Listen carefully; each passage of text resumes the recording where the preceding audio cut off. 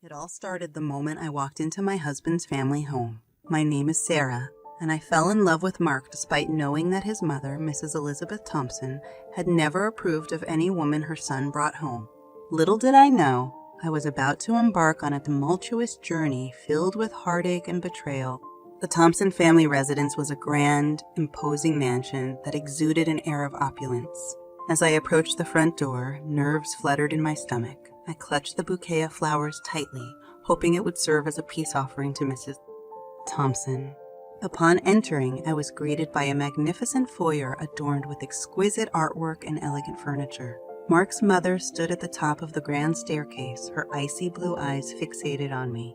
Her disapproving gaze cast a shadow over me from the very beginning, and I could feel the weight of her judgment. "Welcome, Sarah," she said, her voice dripping with false warmth.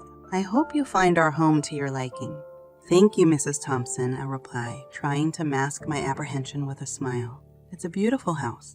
"Oh, it's more than just a house, my dear," she said, her tone laced with condescension. "It's a symbol of our family's heritage, a legacy that must be upheld." I nodded politely, desperately trying to make a good impression despite the obvious tension in the air. Mark appeared beside me, his arms sliding around my waist, a feeble attempt to show his support. "Mom, Sarah, and I are really happy together," he said, his voice filled with sincerity. "I hope you can give her a chance." Mrs. Thompson's eyes narrowed, her lips curling into a disdainful smirk. "Mark, my dear, love is not enough to sustain a successful marriage. It takes more than mere infatuation to become a worthy member of this family." I could feel Mark's grip on my waist tighten, a silent indication of his inner conflict. But I refused to let Mrs. Thompson's words deter me. I had already fallen in love with Mark, and I was determined to prove myself worthy of his love and the Thompson family's acceptance. Little did I know that Mrs. Thompson's disapproval would manifest itself in countless ways, her actions slowly chipping away at my self-esteem. Her constant comparisons veiled insults, and passive-aggressive remarks created a toxic atmosphere that made me question my place in Mark's life. But I was not one to easily give up. I loved Mark with all my heart, and I believed that love had the power to conquer all obstacles. However, as time went on, I couldn't help but wonder if I would ever be able to bridge the gap between Mrs. Thompson's expectations and the woman I truly was. Little did I know that the coming New Year's dinner would become the breaking point, the catalyst for a series of events that would change my life forever. As the new year approached, Mrs. Thompson decided to organize a grand dinner for the entire family. It was supposed to be a joyous occasion, a chance for everyone to put their differences aside and enjoy each other's company. However, I knew deep down that tensions would only escalate. The dining room was a sight to behold, adorned with fine china, crystal glasses, and an extravagant centerpiece. The air crackled with anticipation as family members began to fill the seats around the long, polished table. Mark and I took our places, my heart pounding with a mixture of hope and anxiety. Mrs. Thompson sat at the head of the table, her presence commanding and formidable. Her gaze swept over the room, her eyes lingering on me with a mix of disdain and skepticism. I tried my best to maintain a calm composure, determined not to let her get to me. The dinner started with polite conversation, each family member sharing updates on their lives. However, it didn't take long for the facade of civility to crumble. A seemingly innocent remark about differing political views sparked a heated debate between two family members. The tension in the room thickened with each passing word. Mrs. Thompson, always the instigator, seized the opportunity to steer the conversation towards me. "And Sarah, have you ever considered that perhaps your opinions lack the depth and wisdom that comes with age and experience?" I took a deep breath, feeling my cheeks flush with a mixture of anger and humiliation. "Mrs. Thompson, I believe everyone's opinions should be respected, regardless of age or experience. We can learn from one another if we're open to it." Mark, sensing the mounting tension, attempted to diffuse the situation. "Mom, can we please focus on enjoying the evening? Let's not turn this into an argument." But Mrs. Thompson was relentless, her eyes narrowing with contempt. "Mark, it's clear to me that Sarah lacks the maturity to handle intellectual discussions. Maybe you should have chosen a woman who understands the importance of tradition and decorum." The room fell silent, the weight of Mrs. Thompson's words hanging in the air. I felt a surge of anger rise within me, fueling a courage I had never known before. I couldn't let her belittle me any longer. Standing up from my seat, I looked Mrs. Thompson in the eye, my voice steady and firm. I may not fit into your narrow definition of what a wife should be, Mrs. Thompson, but I refuse to be silenced or diminished. I am proud of who I am and the values I hold. If that is not enough for you, then perhaps it's time for me to reconsider my place in this family." Gasps echoed through the room as I turned and walked out, leaving behind a stunned and speechless family. As I made my way to the front door, a whirlwind of emotions washed over me: anger, sadness, and a newfound determination. Little did I know that my decision to leave that evening would mark the beginning of a journey towards reclaiming my self-worth and seeking the justice I so desperately deserve. In that moment, I felt something inside me snap. I had endured years of mistreatment, always hoping that things would get better. But now I realized that I couldn't continue living in a toxic environment where my worth was constantly questioned.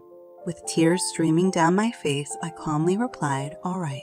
Without a second thought, I left the dinner table, leaving behind a stunned and silent family. As I walked out the door, a determination filled my heart. I would no longer allow myself to be treated as less than I deserved. Days turned into weeks, and the weight of my decision began to settle upon me. The absence of Mark's support, his unwillingness to stand up to his mother, only reinforced my conviction that I had made the right choice. It was time to reclaim my sense of self and build a life that honored my worth. One evening, as I sat in my new apartment surrounded by unpacked boxes, my phone buzzed with an incoming call. It was Mark, his voice tinged with regret and uncertainty. "Sarah, please. I didn't realize how much I relied on you until you left," he pleaded. "I can't bear the thought of losing you. Can we talk?" My heart wavered, memories of our love and the dreams we had shared flooding back. But I knew that going back to the way things were would only perpetuate the cycle of toxicity. I needed to stand my ground. "Mark, I love you, but love cannot thrive in an environment poisoned by your mother's disdain," I said, my voice firm yet filled with sadness. "If you truly want us to have a future together, we need to address the issues at hand." There was a heavy silence on the other end of the line, punctuated only by the sound of Mark's troubled breathing. Finally he spoke, his voice laced with a mix of frustration and resignation. "I don't know if things can change, Sarah," he confessed. "She's always been like this, and I don't know if she'll ever see reason." I took a deep breath, finding strength in my resolve. "Then, Mark, maybe it's time for us to find our own happiness apart. I refuse to spend my life begging for acceptance from someone who will never truly see me." As the words left my mouth, a sense of liberation washed over me. I was no longer defined by the chains of an unhealthy relationship. I was taking control of my own destiny, ready to face whatever challenges lay ahead. With each passing day, my determination grew stronger. I immersed myself in self-reflection and self-care, seeking healing from the wounds inflicted by Mrs. Thompson and the pain of a love that couldn't conquer all. I realized that true happiness could only be found by embracing my own worth, free from the toxic influence that had overshadowed my life for far too long.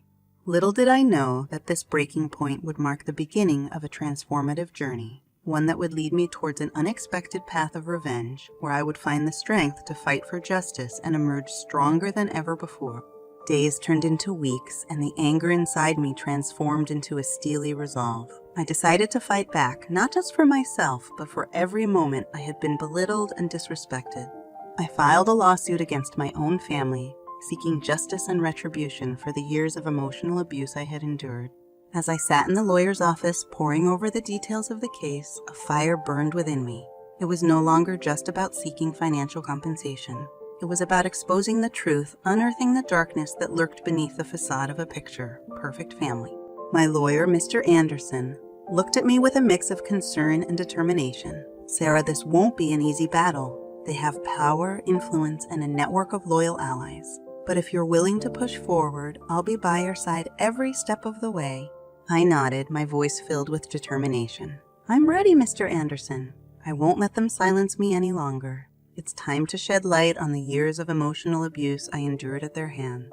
The legal proceedings were grueling, but I stood my ground, armed with evidence and a fire in my heart. Witness testimonies painted a damning picture of Mrs. Thompson's manipulation and control, highlighting the toxic environment she had created within the family. Amidst the courtroom battles, the divorce followed suit. It was a painful decision, but I knew that my marriage had become a mere extension of Mrs. Thompson's control over my life. With each step forward, I took control of my own destiny, refusing to let anyone hold power over me. One evening, as I sat in my lawyer's office, going over the latest developments in the case, a sense of satisfaction washed over me. The evidence was mounting, and the truth was being exposed for all to see. It was time to take a bold step towards retribution. "Mr. Anderson, I have an idea," I said, my voice filled with a mix of determination and a touch of mischief. "I want to go after their fortune. I want to hit them where it hurts them most." Mr. Anderson raised an eyebrow, intrigued by my proposition. "Sarah, going after their fortune will be an uphill battle. We need to ensure we have a strong case, a solid legal foundation to support our claims." I smile, a glimmer of satisfaction in my eyes. "Don't worry, Mr. Anderson. I have gathered every piece of evidence, every financial discrepancy, every hidden account. They won't know what hit them." And so my revenge plan took shape. With meticulous preparation and an unyielding determination, we built a case that exposed the Thompson family's financial misdeeds. It was a journey filled with late nights, countless meetings, and the unwavering support of my legal team. The courtroom became the stage where my struggle for justice reached its climax. The judge saw through the facade of a loving family and recognized the deep scars I carried within me.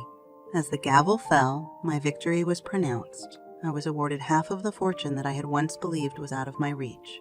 But the judge's final blow hit Mrs. Thompson the hardest. With a stern voice, the judge addressed her. "In addition to the financial compensation, Mrs. Thompson, you are hereby ordered to pay a $50,000 fine for the moral damages you have inflicted upon the plaintiff."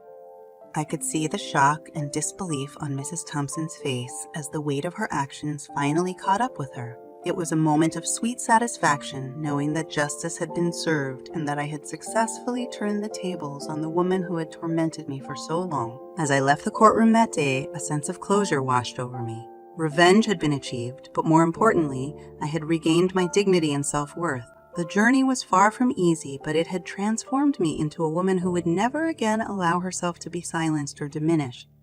Little did I know that this was only the beginning of a new chapter in my life, one where I would rise above pain and bitterness, embracing a future filled with resilience, self-love, and the freedom to be unapologetically myself. The courtroom victory had been a turning point in my life. With the weight of Mrs. Thompson's abuses lifted from my shoulders, I could finally breathe freely. I had achieved the revenge I sought, but more importantly, I had found the strength to reclaim my identity and rebuild my life on my own terms. In the aftermath of the legal battle, the news of the court's decision spread like wildfire. The Thompson family's once immaculate reputation was tarnished, their dark secrets brought into the glaring light of truth. People started questioning the image they had projected for so long, and the whispers of their deceit echoed through social circles. One afternoon, as I sat in a cafe, sipping my coffee, a familiar voice broke through the surrounding chatter. It was Mark, standing just a few feet away, his gaze locked on mine. His eyes held a mixture of regret, longing, and a touch of humility. "Sarah, can we please talk?" he pleaded, his voice filled with genuine remorse. I studied him for a moment, contemplating the years of pain he had caused me. But I saw a glimmer of change in his eyes, a spark of introspection that made me pause. Reluctantly, I motioned for him to join me. As he sat across from me, the air between us heavy with unspoken words, I broke the silence. "Mark, I never wanted things to end this way," I began, my voice laced with a tinge of sadness. "But the toxicity in our relationship and your loyalty to your mother made it impossible for me to stay." He lowered his gaze, his hands fidgeting nervously. "I know, Sarah. I allowed her control over our lives, and I deeply regret the pain I caused you. I've come to realize that my mother's approval should never have been a prerequisite for our happiness." I sighed, the memories of our love and the dreams we once shared flooding back. "Mark, it's too late for us. We've both grown and changed in ways that cannot be reconciled. I need to move forward, and I hope you find the strength to do the same." Tears welled up in his eyes, and he reached across the table, grasping my hand. "Sarah, please believe me when I say that I am truly sorry for everything. I hope you find the happiness and peace you deserve." As I looked into his eyes, I could see the sincerity in his words. A pang of bittersweet nostalgia washed over me, but I knew that closure was necessary for us to heal and move forward separately. With a gentle squeeze of his hand, I nodded. "Thank you, Mark. I appreciate your apology, and I wish you all the best." And with that, we parted ways, our paths diverging once and for all. It was a moment of closure, a final chapter in the story of a relationship that had been marred by the shadow of Mrs. Thompson's influence. In the months that followed, I focused on rebuilding my life. The financial compensation I had received allowed me to start anew, pursuing my passions and embracing the freedom I had longed for. I surrounded myself with friends who uplifted me, seeking solace in their unwavering support. But the true triumph came from within as I found the strength to forgive, not for the sake of those who had wronged me, but for my own peace of mind. I let go of the bitterness that had consumed me and embraced a future filled with self-love and personal growth. As time passed, the wounds began to heal, leaving behind scars that served as a reminder of my resilience. I emerged from the darkness stronger, wiser, and ready to face whatever challenges life had in store. The journey was not without its difficulties, but I discovered that true triumph lies not in seeking revenge, but in finding the courage to rise above the pain and create a life filled with happiness and authenticity. And so, with my head held high and a heart filled with newfound strength, I stepped into the next chapter of my life, a chapter defined by triumph closure and the unwavering belief that I deserved nothing less than the happiness I had fought so fiercely to reclaim.